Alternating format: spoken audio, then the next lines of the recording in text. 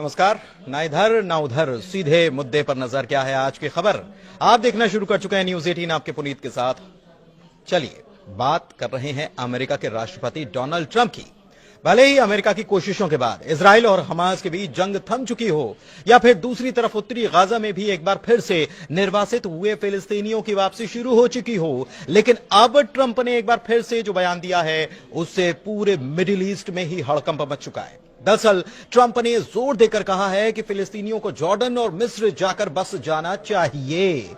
Trump के इन दोनों देशों के प्रमुखों को भी संबोधित करते हुए कहा गया कि उन्हें उम्मीद है कि जॉर्डन और मिस्र फिलिस्तीनियों को फिर से तैयार होने वाले गाजा के बजाय अपने देशों में बसाने के प्रस्ताव का समर्थन कर देंगे।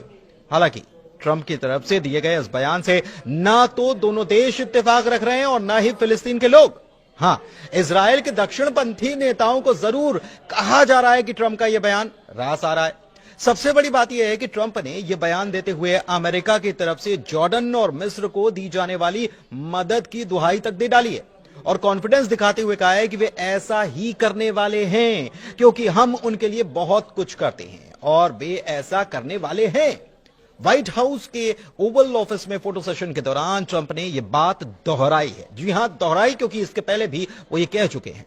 या हम इसे इस तरीके से समझ सकते हैं कि ट्रंप इन देशों पर अपने एहसान की याद दिलाते हुए कहना चाहते हैं कि उन्हें ऐसा करना ही चाहिए। तो क्या यह समझा जाए कि ट्रंप अब इस मामले में दबाव डालने की कोशिश आने वाले वक्त में करते नजर आएंगे, या फिर चाहे वो जॉर्डन हो या मिस्र? लेकिन सवाल यह उठता है कि क्या फिलिस्तीनी गाजा वाले इलाके को छोड़ने के लिए राजी हो जाएंगे? वैसे हालात की अगर बात की जाए तो गाजा में हालात काफी बिगड़े हुए हैं। 70% गाजा का इलाका मलबे के ढेर में तब्दील हो चुका है। 7 अक्टूबर 2023 को हमास की तरफ से इजराइल पर जो अटैक हुआ उसमें 1200 लोगों की मौत हुई और उसके बाद इजराइल ने हमास का नामो निशान मिटा देने की कसम खाई थी और युद्ध शुरू कर दिया था। करीब 15 महीने तक चले संघर्ष में गाजा में ही 47,000 से ज्यादा लोगों ने अपनी जान गंवाई है, जिसमें छोटे छोटे बच्चे भी शामिल हैं। दूसरी तरफ गाजा में स्कूल से लेकर अस्पताल तक सब तबाह बर्बाद हो गया। ऐसे में गाजा उजड़ा है, वीरान है। तो क्या फिर भी गाजा में लोग लौटना चाहते हैं? इसका जवाब है हां। लोगों ने क्या कहा यह आपको हम जरूर बताएंगे, लेकिन उसके पहले ट्रंप के बयान को समझते हैं। फिलिस्तीनी नेतृत्व संयुक्त राष्ट्र और क्षेत्र में अमेरिकी सहयोगियों के प्रस्ताव के व्यापक विरोध के बावजूद डोनाल्ड ट्रंप ने दोहराते हुए कहा है कि बड़ी संख्या में फिलिस्तीनियों को गाजा छोड़कर मिस्र या जॉर्डन चले जाना चाहिए। पत्रकारों ने जब उनसे सवाल किया तो उनका कहना था कि वो गाजा के फिलिस्तीनियों को ऐसे क्षेत्र में लाना चाहेंगे जहां पर वो बिना किसी व्यवधान, क्रांति और हिंसा के रह पाएं। हालांकि यह साफ है कि मौजूदा अमेरिका नीति और अंतर्राष्ट्रीय कानून भी इसकी इजाजत देता नहीं है। लेकिन अब पूरा अरब इजराइल और फिलिस्तीन के बीच चल रहे संघर्ष के समाधान के लिए इस सुझाव को खारिज कर रहा है, जबकि इजरायली दक्षिणपंथियों ने कहीं न कहीं इसे स्वीकार किया या उनको यह रास आ रहा है। बताएं कि ट्रंप जल्द ही अपने इजरायली समकक्ष यानी कि वहां के प्रधानमंत्री बेंजामिन नेतन्याहू से मुलाकात करने वाले हैं। ट्रंप के अमेरिका की कमान संभालने के बाद किसी राष्ट्राध्यक्ष की उनसे पहली मुलाकात होगी। ट्रंप का कहना है कि जब गाजा पट्टी पर नजर डाल दी जाती है तो यहां के हालात भी नजर आते हैं और ये बताते हैं कि कई सालों से ये किसी नर्क से कम नहीं है। ट्रंप का कहना है कि उस पट्टी पर अलग अलग सभ्यताएं रही हैं, ये यहीं से शुरू नहीं हुआ, इसकी शुरुआत हजारों साल पहले हुई थी। इशारा 3000 साल पहले का था, जिसके बारे में आगे जिक्र होगा। उन्होंने ये कहा कि इसके साथ ही हमेशा इसकी हिंसा से इसका जुड़ाव रहा है। आप ऐसे क्षेत्र में रहने वाले लोगों को पा सकते हैं जो बहुत अधिक सुरक्षित हैं, शायद बहुत बेहतर हैं और शायद बहुत अधिक आरामदायक है। इतना ही नहीं, ट्रंप की तरफ से यह भी दावा किया गया कि रविवार को मिस्र के राष्ट्रपति अब्देल फतह अल सीसी और जॉर्डन के राजा अब्दुल्ला से उन्होंने बात की थी और जोर देकर कहा था कि सहमति इस पर बन जाए, सहमत हो जाएंगे। हालांकि आपको बताएं कि अम्मान और काहिरा दोनों अब तक इस बात पर अड़े हैं कि ट्रंप का सुझाव गैर स्टार्टर है। मिस्र की मीडिया में मंगलवार को जो खबरें आई उसमें यह दावा किया गया था कि सीसी ने ट्रंप से बात ही नहीं की। उधर गाजा की बात करें तो यहां का 70% बुनियादी ढांचा मटिया मेट हो चुका है। 2.3 मिलियन आबादी गहरे संकट में। 15 महीनों में 47,000 लोगों की मौत हो चुकी है और 90% लोगों को अपने घरों से विस्थापित होना पड़ा है।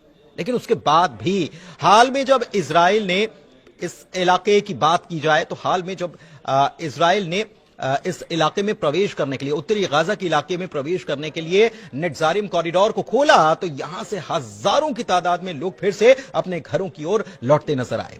लेकिन दूसरी ओर टाइम्स ऑफ इजराइल की तरफ से खबर सामने आई और इस खबर के मुताबिक सुरक्षा कैबिनेट के मंत्री ने अपना नाम न बताने की शर्त पर यह बताया कि ट्रंप की तरफ से यह बयान शायद इसीलिए आया ताकि इजरायली प्रधानमंत्री बेंयामिन नेतन्याहू की इजराइल में मजबूती और कुर्सी दोनों बरकरार रह सके। उनकी सरकार के ऐसे सहयोगी जो कि बंधकों के रिहाई और युद्ध विराम समझौते के बाद गठबंधन को अस्थिर कर चुके हैं, वो एक बार फिर से उनके ही पाले में आ जाएं। उधर ट्रंप के बयान के बाद अगर फिलिस्तीन की बात करें तो फिलिस्तीनियों ने संयुक्त राज्य अमेरिका के राष्ट्रपति डोनाल्ड ट्रंप के गाजा पट्टी से विस्थापित होकर मिस्र और जॉर्डन भेजे जाने के प्रस्ताव की कड़ी निंदा की है। वो कह रहे हैं कि हम इस बात पर जोर देते हैं कि फिलिस्तीनी लोग कभी भी अपनी जमीन या अपने पवित्र स्थानों को छोड़ेंगे नहीं और हम 1948 और 67 की आपदाओं की पुनरावृत्ति की अनुमति भी नहीं देंगे। हम लोग दृढ़ रहेंगे, अपनी मातृभूमि नहीं छोड़ेंगे। लेकिन दूसरी तरफ इजरायली मीडिया ने बताया है कि मध्यस्थों ने युद्ध विराम वार्ता के दूसरे चरण पर शुरुआती काम शुरू कर दिया है, जो मार्च की शुरुआत में लागू होने वाला है। समझौते के महत्वपूर्ण अगले चरण के दौरान इजराइल के गाजा से पूरी तरह से हटने की उम्मीद है और हमास के निशस्त्रीकरण की उम्मीद है, लेकिन इसे लेकर जानकारियां कुछ साफ नहीं है। वैसे इससे पहले आपको याद होगा कि कुछ वक्त पहले इजराइल की तरफ से एक मैप जारी किया गया था और इजराइल के मैप से अरब देशों के हुक्मरानों के जिस्म में आग सी लग गई। इजराइल के इस प्लान से ऐसा भी नहीं कि अरब मुल्क पहले से अनजान थे, लेकिन अब तो उसने मैप जारी करके खुलेआम ग्रेटर इजराइल बनाने का ऐलान कर दिया है। दरअसल इजरायली शासन की तरफ से अरब मुल्कों को मैसेज देते हुए एक मैप जारी किया गया जिसमें लेबनान, जॉर्डन, सीरिया, इराक, फिलिस्तीन, मिस्र और यहां तक कि सऊदी अरब तक के इलाकों को शामिल किया गया है। इस पूरे प्लानिंग का नाम है the greater Israel plan. Israel के विदेश मंत्रालय ने सोशल मीडिया पर एक पुराना नक्शा जारी किया और यह कहा कि वो इजराइल को ग्रेटर इजराइल बनाने के लिए प्रतिबद्ध हैं। ग्रेटर इजराइल का मतलब अब अखंड इजराइल से है, जिसमें लेबनान, जॉर्डन, सीरिया, इराक, फिलिस्तीन, मिस्र और सऊदी अरब के कई इलाके शामिल हैं। इजराइल के विदेश मंत्रालय का यह कहना है कि आज से 3000 साल पहले इस भूखंड पर यहूदी साम्राज्य का शासन था और ट्रंप की तरफ से भी हजारों साल पहले की जब बात की गई तो उनका इशारा इसी तरफ था।